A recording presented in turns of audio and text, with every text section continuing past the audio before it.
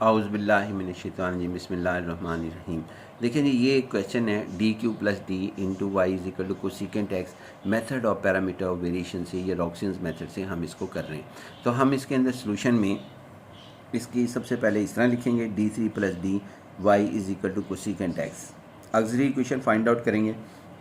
D three plus D is equal to zero, D common लिया तो D square plus one, D into D square plus one is equal to zero, D is equal to zero और साथ जन से है D square plus one is equal to zero हमारे पास आया। ये डी ज़ीरो और डी स्क्वायर को दूसरी तरफ यानी कि प्लस वन को सेकंड पर ले जाएं तो माइनस वन, फिर स्क्वायर रूट लें तो प्लस माइनस आयोटा, जिसको हम ज़ीरो प्लस माइनस आयोटा लिख सकते हैं।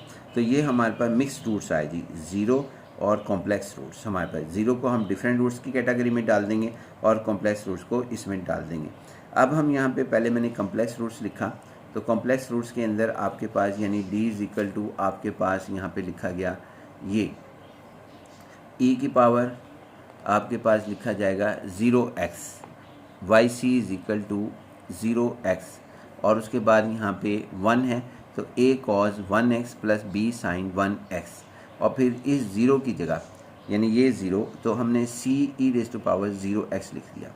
उसके बाद जी हमारे पास क्या कहते हैं कॉम्प्लेक्स रूट्स और डिफरेंट रूट्स और इक्वल रूट्स लिखने के तरीक़ेकार को हम जो है पहले 4 लेक्चर्स में अपने फोल्डर में डिस्कस कर चुके हैं, उसमें भी आपको जाके देख सकते हैं। तब यहाँ पे जो हमारे पास आंसर आया वो ये आया जी, इसका e की पावर 0x 1 था, 1 को जब मल्टीप्लाई करेंगे तो a cos x plus b sin x हो जाएगा और e rays power 0x again 1 है तो यहाँ सिंपल c रह जाएगा। अब कांस्टेंट कितने आए a b c, इनके नाम हम मेथड ऑफ पैरामीटर और वेरिएशन के अंदर u1 रखते हैं, a का नाम, b का नाम u2 रखते हैं और c का नाम u3 रखते हैं। और अगर इनके साथ कोई चीज़ मौजूद हो तो वो साथ लिखते हैं। मसलन a के साथ cos x है तो इसका नाम चेंज करके u1 के साथ cos x लिखेंगे, b के साथ u2 है तो इसको sin x लिखेंगे और c u3 है एक यानी u3 और इसके साथ 1 है यानी इसके साथ 1 हम कंसीडर करते हैं। बेशक आप लिख लें कि ये 1 हमारे पास होगा क्योंकि इससे कोई हर्ज नहीं लिखा कि हमारे पास लिखा जाए, तो यहाँ पे 1 आप लिख सकते हैं। उसके बाद जी आगे हमारे पास ये है कि एक चीज़ और बताता चलूँ कि अगर कोई स्टूडेंट्स हमारे पास उसे शफल हो जाता है, सी इधर आ जाए, ए उधर चला जाए, बी इधर हो जाए, तो इससे कोई फ़र्क नहीं पड़ता। हमें जो है ना, हमने सिर्फ ये याद रखना है कि u1 के साथ हमने जो यानी जो a के साथ है जिसका नाम हमने u1 रखा है यानी a के साथ जो है वही उसके साथ u1 के साथ लिखा जाएगा। जो b के साथ जिसका नाम हमने u2 रखा है जो b के साथ है वही u2 के साथ लिखा जाएगा। और जो c के साथ जिसका नाम हमने u3 रखा है जो इसके साथ लिखा है उसका नाम y3 रखा जाएगा। ये देखें हमने ये नाम भी रखे, ये देखें इसका नाम u1 के साथ जो था उसका नाम y1 रखा, जो u2 के साथ था उसका नाम हमने sin x रखा और जो u3 के साथ था जो कि 1 है हमारे पास तो ये 1 हमने रखा। अब हमने इसके चूँकि ये थर्ड ऑर्डर डिफरेंशियल इक्वेशन है तो इसके 2 डेरिवेटिव लेंगे यानी सेकंड डेरिवेटिव तक ये जितने y1 y2 y3 लेंगे ताकि हम w में इस्तेमाल कर सकें। y1 का डेरिवेटिव होता है जी, y1 का first derivative minus sine x, y1 double dash minus cos x होगा, y2 का डेरिवेटिव साइन एक्स और y2 डैश हमारे पास कॉज एक्स होगा साइन एक्स का डेरिवेटिव और कॉज एक्स अगेन डेरिवेटिव जब हम लेंगे तो ये माइनस साइन एक्स होगा कॉज एक्स का डेरिवेटिव। y3 1 के बराबर है तो y फर्स्ट डेरिवेटिव इसका जो है हमारे पास 0 होगा, सेकंड डेरिवेटिव भी हमारे पास 0 होगा।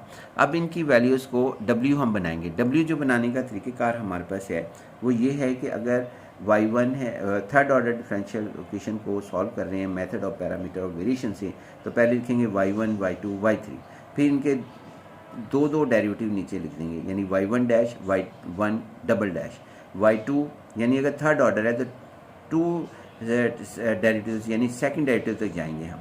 और अगर ये फर्स्ट होता, मिसाल के तौर पर मैं बताता चलूँ, अगर ये फर्स्ट यानी कि जिस तरह हमने first order second order differential equation solve की है जिस तरह, तो उसके अंदर फिर ये और ये डिटर्मिनेंट हमने इस्तेमाल किया था। अगर आपको याद हो आप देख लेना, ये इसी लॉजिक से किया था कि वहाँ पे y1 और y2 था तो उसके अंदर सेकंड ऑर्डर था तो लिहाजा फर्स्ट डेरिवेटिव हमने y1 dash y1 y2 dash लिखा था। अब चूँकि ये डिफरेंशियल इक्वेशन थर्ड ऑर्डर की है यानी कि यहाँ पे ज़रा गौर करें कि ये हमारे पास थर्ड ऑर्डर की है तो लिहाजा ये सेकंड डेरिवेटिव तक इसके अंदर w में लिखे जाएंगे।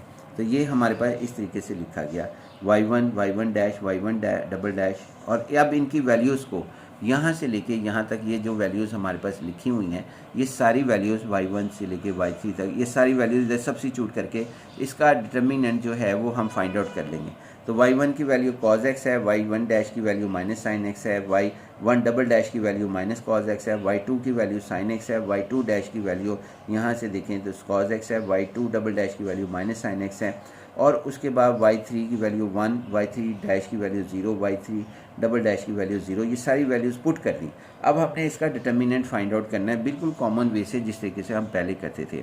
तो पहले तो हमारे पास क्या कहते हैं, आप इसका डिटर्मिनेंट ओपन कर लीजिएगा, तो स्वाय ये 0 होने की वजह से ये cos x के साथ भी कुछ आंसर नहीं आएगा, 0 आएगा।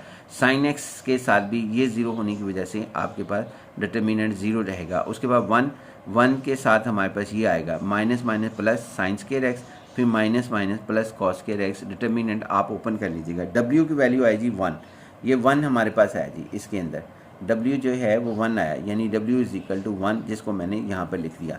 अब हम यहाँ पर जो है u1 लिखेंगे, u2 लिखेंगे और u3 लिखेंगे, जिसका तरीक़ेकार मैंने आपको एक दफ़ा फिर बता देता हूँ। पिछली वीडियो में बताया था कि हम ये सारा डिटर्मिनेंट लिखेंगे, यानी कि ये u1 के अंदर ये सारा डिटर्मिनेंट लिखेंगे y1 से लेके y3 डबल डैश तक। लेकिन इसके अंदर अगर u1 लिखने हैं तो पहला कॉलम नहीं लिखेंगे और इसकी जगह 0 0 f ऑफ x लिखेंगे, और जब हम u2 मालूम कर रहे होंगे तो फिर ये डिटर्मिनेंट सारा लिखेंगे, यानी ये डिटर्मिनेंट सारा लिखेंगे और उसके अंदर सेकंड कॉलम नहीं लिखेंगे, और इसकी जगह बाकी सारा लिखेंगे y1 dash, y1 double dash, y3 dash, y3 double dash, और इसकी जगह हम जो है 0 0 f ऑफ x लिखेंगे, जो मैंने हाइड किया हुआ है। और उसके बाद जब हम u3 लिखेंगे तो आप इसके अंदर देखिएगा फिर दोबारा ये सारा डिटर्मिनेंट लिखेंगे, यानी ये सारा, लेकिन उसके अंदर थर्ड कॉलम नहीं लिखेंगे, और बाकी y1 dash, y1 double dash, y2 dash, y2 double dash लिखेंगे, और जिसको मैंने हाइड किया हुआ है, यानी इसको हाइड किया हुआ है इस कॉलम को, तो इसकी जगह 0 0 f ऑफ x लिखेंगे। तो ये हम तरीक़ेकार के साथ हम काम करेंगे। तो देखते हैं जी, u1 u2 u3 लिखते हैं और उनको फाइंड आउट करते हैं। एक और चीज़ मैं साथ साथ बताता चलूँ कि f ऑफ x कैसे डिसाइड करेंगे। f ऑफ x ये राइट हैंड साइड पर कोसिकेंट x लिखा हुआ है, तो हम इसके ये जो कोसिकेंट x लिखा हुआ है राइट साइड पर, यही हमारा f ऑफ x है। चाहे यहाँ सिंगल टर्म्स है या मोर देन 1 टर्म्स हैं, 2 हैं, 3 हैं, यानी कोसिकेंट x प्लस x लिखा होता तो सारा का सारा कोसिकेंट x प्लस x भी f ऑफ x होना था, जो राइट साइड पर लिखा है। चाहे कुछ भी हमारे पास लिखा हो, यही हमारा f ऑफ x होना था method of parameter of variation में। ये देखें जी, हमारे पास इस तरह है कि ये हमने अभी आपके साथ डिस्कस किया कि u1 में हमने कैसे लिखना था। तो u1 में पहला कॉलम जो था वो हमने यहाँ पर 0 0 f ऑफ x लिख दिया, बाकी सारा w पूरा डिटर्मिनेंट लिखा, बाकी ये हमारे पास आ गया। और 1/w हर सूरत हाल में आएगा, चाहे हम u1 कर रहे हो, चाहे u2 कर रहे हो, चाहे u3 कर रहे हो। इंटीग्रल भी आएगा, 1/w भी आएगा और dx भी आएगा। सिर्फ ये डिटर्मिनेंट के अंदर कभी हम पहले कॉलम की जगह 0 0 f ऑफ x लिख रहे होंगे, कभी हम सेकंड कॉलम की जगह, कभी हम थर्ड कॉलम की जगह 0 0 f ऑफ x लिख रहे होंगे। फ़िलहाल u1 हमारे पास। अब हमने जो है इनकी वैल्यूज़ को रखा, जो आपके सामने पीछे बैक करके वीडियो देख सकते हैं। तो y2 dash, y3 dash, y2 double dash, y3 double dash की वैल्यू हमने लिखी। y2 की value sin x, y2 dash की value cos x, y2 double dash की value minus sin x, y3 की वैल्यू 1, y3 डैश की वैल्यू 0, y3 डबल डैश की वैल्यू 0 0 0 हमारे पास है। और f ऑफ x की वैल्यू अभी आपके साथ डिस्कस किया कि कोसिकेंट x होगी। w की वैल्यू अभी हमने फाइंड आउट की, जो कि 1 थी। आप वीडियो बैक करके देख सकते हैं, ये लिखी भी है। उसके बाद पहले इसका डिटर्मिनेंट ओपन करेंगे, फिर उसके बाद इसको इंटीग्रेट करेंगे। तो हमारे पास जब पहला 0 हो जाएगा, दूसरा sin x के साथ भी कोई आंसर नहीं आना क्योंकि ये 0 है। उसके बाद ये 1 के साथ हमारे पास क्या कहते हैं, हमारे पास आंसर आ जाएगा, जो कि ये डिटर्मिनेंट लिखा गया 1 के साथ। और 7 जन से फिर हमने इसको ओपन किया तो हमारे पास ये रिज़ल्ट आया जी। इसके अंदर ये पहला 0 हो गया, तो दूसरा minus cos x cosecant x, minus cos x cosecant x हमारे पास हो गया। अब इसकी इंटीग्रेशन करेंगे। अब आपको एग्ज़ाम के अंदर जितने स्टेप्स आते हैं वो ज़रूर कीजिएगा। ये नहीं कि आप कहें कि भाई मुझे इंटीग्रेशन नहीं आती लिहाजा मैं सवाल हल नहीं करता। आप जो है अगर यहाँ पे मुश्किल इंटीग्रेशन भी आ जाए तो कोई बात नहीं, आप इसको छोड़ दें और u2 u3 को फाइंड आउट करने चले जाए। अच्छा जी, इन सब के नंबर मिलेंगे। अच्छा माइनस, लेकिन यहाँ तक स्टेप ज़रूर कीजिएगा। अगर cos x over sin x dx, sine S की इंटीग्रेशन हमारे पास क्या होती है जी, इसके अंदर साइन एस की डेरिवेटिव होता है कॉज एक्स, तो डेरिवेटिव ऊपर मौजूद है और होल पावर 1 है, तो natural log sine x minus के साथ आ जाएगा, जिसे हम 4 कहते हैं। तो u1 हमारे पास minus natural log sine x आ गया। अब u2 फाइंड आउट करते हैं। u2 के अंदर दोबारा 1/w लाजमी आया, इंटीग्रल लाजमी आया, dx लाजमी आया, लेकिन जो सेकंड कॉलम था यहाँ पर उसकी जगह 0 एफ ऑफ एक्स आ गया। बाकी सब जगह जो है वो हमारे पास वैसे ही लिखा गया जो हमने w के फार्मूले को w फाइंड आउट करने के लिए फार्मूला अप्लाई किया था, जिसका कि पहले भी मैंने डिस्कस किया। अब यहाँ पर आता है जी, इन सब की वैल्यूज़ रखनी है। y1 की वैल्यू कॉज एक्स आपके पास है, और उसके बाद y1 डैश की वैल्यू माइनस साइन एक्स है, और y1 डबल डैश की वैल्यू माइनस कॉज एक्स है। अगर गौर करें, आप देखें पहली वैल्यू अगर आपको मालूम हो तो बाकी सारी मालूम हो जाती हैं। मसलन यहाँ पे देखना y1 की वैल्यू है कॉज एक्स, अब इसका डेरिवेटिव ले minus sine x, cos x का डेरिवेटिव माइनस साइन एक्स, फिर माइनस साइन एक्स का डेरिवेटिव लें तो माइनस कॉज एक्स आपके पास होगा। इसी तरह y3 की वैल्यू आपके 1 है, तो y3 डैश क्या होना चाहिए, 0 होना चाहिए। और फिर y3 डैश 0 है तो सेकंड डेरिवेटिव क्या होना चाहिए, तो ये y3 डबल डैश 0 होना चाहिए। और बाकी जो है 0 एफ ऑफ एक्स की जगह कोसिकेंट एक्स है, जिसका कि मैंने पहले डिस्कस कर लिया है कि वो किस तरीके से हम लिखते हैं। सेकंड ये कि w की वैल्यू 1 है, 1/1 को 1 ही लिख दें तो कोई हर्ज हमारे पास नहीं है। तो हमने इसको देखें, ये u2 हमारे पास फाइंड आउट करें। अब इसके डिटर्मिनेंट को ओपन करते हैं। डिटर्मिनेंट को ओपन करें तो ये हमारे पास u2 आ गया पहले, और उसके बाद ये हम डिटर्मिनेंट को बिल्कुल वैसे ही ओपन करेंगे जैसा हम जनरल करते हैं। पहला आपके पास 0 हो जाएगा इस कॉलम के 0 होने की वजह से, फिर दूसरा भी 0 हो जाएगा, और फिर ये 1 रह जाएगा। 1 के अंदर ये होगा, मैंने डायरेक्ट कर लिया, minus sine x cosecant x, और बाकी ये 0 हमारे पास हो जाएगा, ये प्लस 0। उसके बाद फिर हम u2 हमारा ये सूरत हाल पर आ गया। आगे हमारे पास है जी u2, आप इसका माइनस बाहर ले लें, बाकी तो इसे 1 से भी मल्टीप्लाई कर दें, ये भी 0 ये भी 0, तो सिर्फ ये रह जाएगा sine x cosecant x dx। अब इसको कोसिकेंट एक्स को क्या लिख सकते हैं, 1/sin x। साइन एक्स से कैंसिल हुआ और ये माइनस के साथ लिखा गया, तो ये इसकी इंटीग्रेशन क्या है जी, dx की इंटीग्रेशन माइनस एक्स, जो कि u2 हमारे पास आया जी। ये हमने इधर भी लिखी है, यहाँ पर भी लिखी है और इधर भी लिखी है, और इसको हम जो है 5 इक्वेशंस कहेंगे। इसको हमने u1 को जो है हमने 4 कहा था, यानी ये 4 हमने कंसीडर किया था, इसको 4 2 दफ़ा लिखा गया, लेकिन इससे कोई फ़र्क नहीं पड़ता क्योंकि इसका नाम भी वही है, इसका नाम भी वही है, एक ही चीज़ हमारे पास मौजूद है। अब हम u2 भी फाइंड आउट कर चुके हैं, u1 भी कर चुके हैं, अब u3 करते हैं। u3 में दोबारा हम थर्ड कॉलम को की जगह यानी कि पूरा w लिखेंगे, जो w का फार्मूला हमने शुरू में बताया था। तो उसके बाद बाकी इस कॉलम जिसको मैंने हाइड किया हुआ है उसकी जगह हम 0 एफ ऑफ एक्स लिखेंगे, बाकी चीज़ें w की मुकम्मल लिखेंगे।